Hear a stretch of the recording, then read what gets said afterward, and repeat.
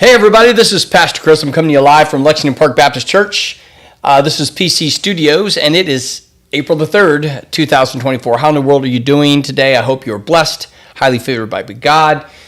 We've got some bad weather. Just praying for the people of Ohio and Kentucky. A lot of storms went through. A lot of friends and family members that I know were actually impacted by this storm, and everybody's okay that I'm aware of. Thank God, but I know some were not that fortunate. A lot of things were destroyed. And just shows you when nature's all out of whack, right? When everything's tainted by sin, bad things happen. And so when we see these disasters, I hate that people call them,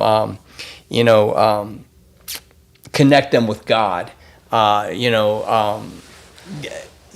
not the one that calls these things. It's actually the fact that all of creation is fallen and sinful, and hurricanes and tornadoes and storms and things, the earth is not perfect anymore, nor are we, just like our sin. And that's kind of what we're talking about today, the need of the resurrection, because the resurrection leads to restoration.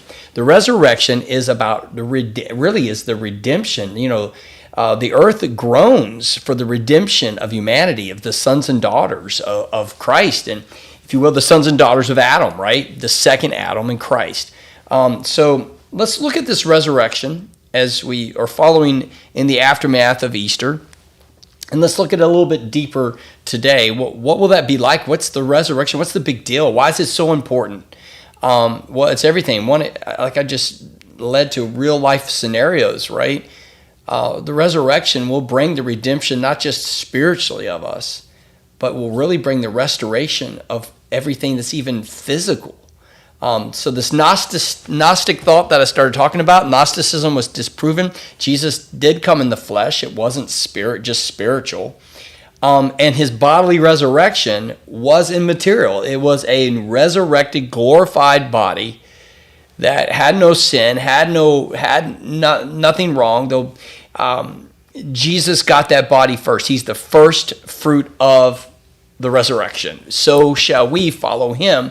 Our spirits may go to be with the Lord when we're separated from this body, but somehow the glorified body is what God will usher into all of eternity. So keep that in mind, a bodily resurrection. So gets in 1 Corinthians 15, 35 through 36. And I encourage you, the whole chapter 15, Paul is making a persuasive appeal, an argument to people who might doubt the resurrection, the entire chapter.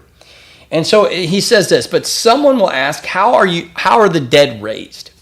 And what kind of body will they have when they come? So those two questions, how are the dead raised? And then what kind of body we're going to have? I'm planning on talking a little bit about those things. And he says, you fool, what you sow does not come to life unless it dies. So Paul's building this analogy off of really a fact that we would know in life. Now, most of us today are not farmers, and we don't think this way, but something must die to produce life. And he's saying it's the same for us. So for here, he's given this answer. How's the answer?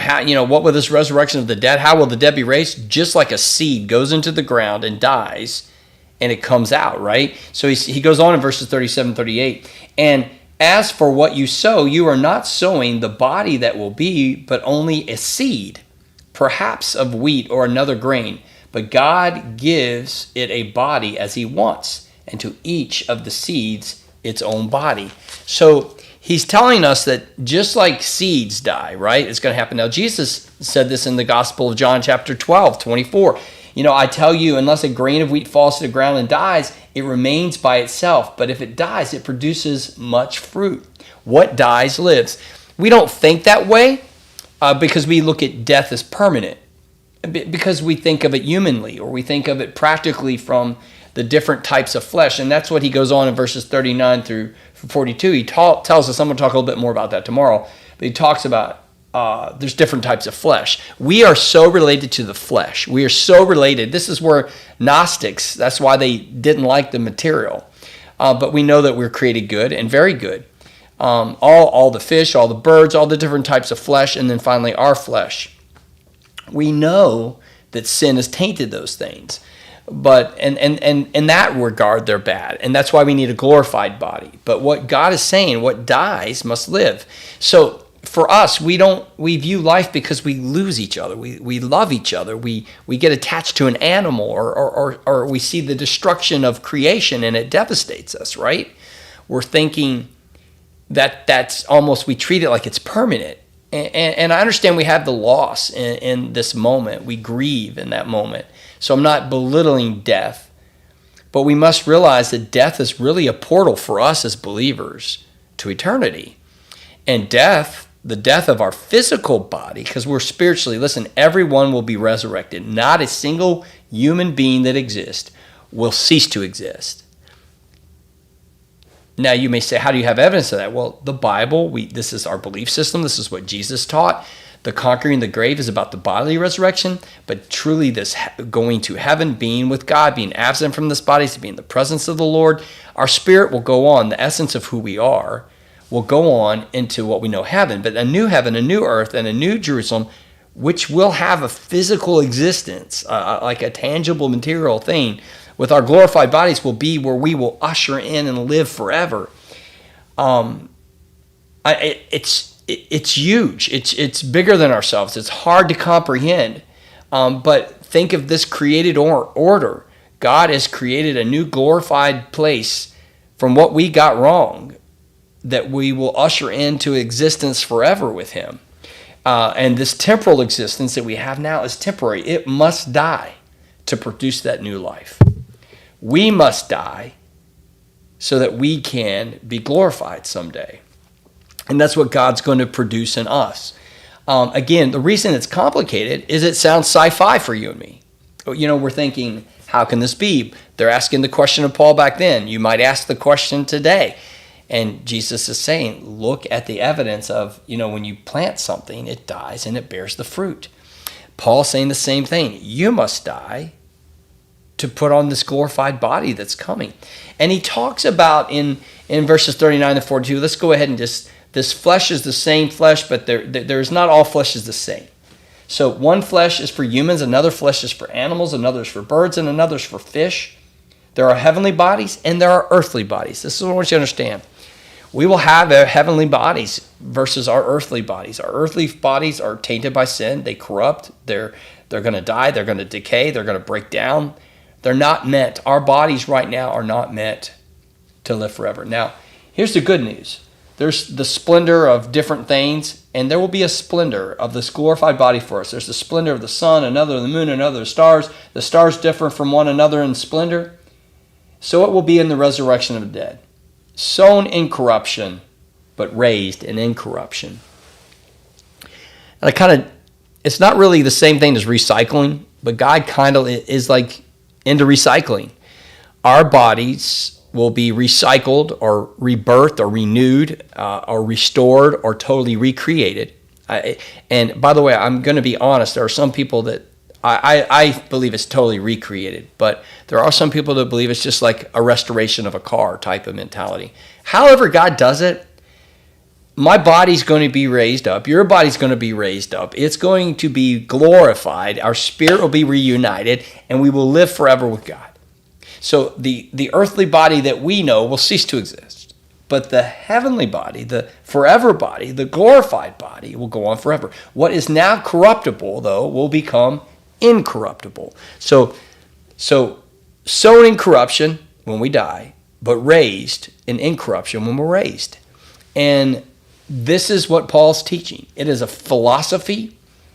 It is deep theology. It is something we cannot prove. Like there's many things people can't prove. You actually can't prove creationism versus evolutionism. People make all kinds. You weren't there. We're not here for this. When we die, that's the experiment for you and me. When we die as the corrupted flesh, then we'll see our spirit move on, and then someday we'll see this incorrupted flesh that's raised. Until that day, we only have the evidence of Jesus, to be honest with you. And so Jesus is our evidence. Jesus is the evidence of the resurrection, and that's Paul's argument. You see Jesus raised, you'll be raised. You can't say you believe Jesus, but you're not going to be raised. We already talked, then our faith is in vain. What we say is this: Jesus is raised, and because he is raised, we will be raised. Because when we are sown in corruption, we will be raised in incorruption. This is the essence of the resurrection. This is the essence of the Christian faith. This theology of corruption to incorruption, from our mortal, decaying bodies to this glorified body, is the evidence that we see in Jesus. And it's the hope where the end of this chapter says, death, where's your sting? There should not be sting in death if we understand this eternal perspective of God.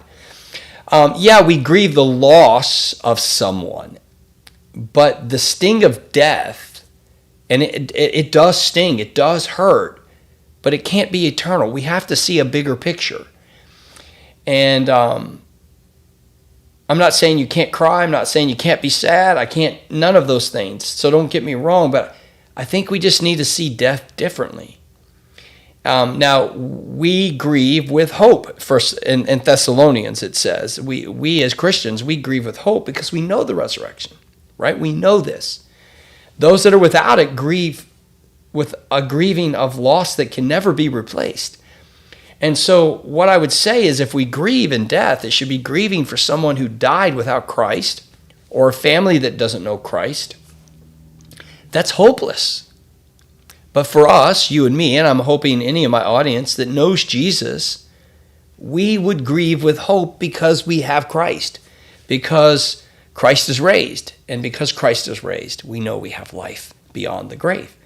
What was sown in corruption will be raised in incorruption. So this body that we see, that we get so close to, just know that it will die. Every one of us has that destination. But when it's like a seed put into the ground, God will produce this incorruptible, glorified body someday.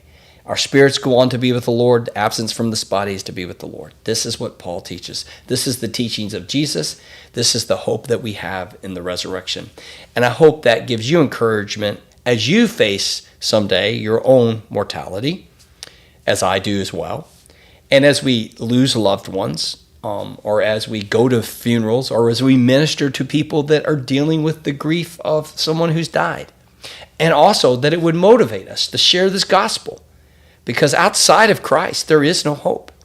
The resurrection of the condemnation is for those outside of Christ. The resurrection to life is what we have with the hope of Jesus Christ. Hey, let's live in that moment, ponder that, marinate that in your life today, and just think of the hope that you have, and be grateful if you know Jesus, that you know that death is just the portal to life. God bless you. Have a great day. Remember these two realities. God loves you. So do I. I'll see you here tomorrow. Take care.